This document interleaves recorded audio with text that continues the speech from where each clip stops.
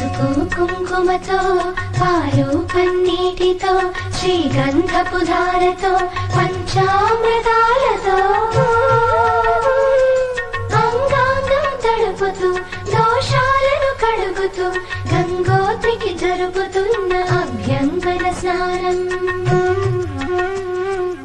అమ్మా గంగమ్మ కృష్ణమ్మకు చెప్పమ్మా కష్టం కలిగించొద్దని, యమునకు చెప్పమ్మా సాయమునకు వెనకాడొద్దని, గోదారికి కావేరికి ఏటికి సెలయేటికి కురిసేటి జడివానకి దూకే జలపాతానికి నీతో బుట్టులందరికీ చెప్పమ్మా మా గంగమ్మ.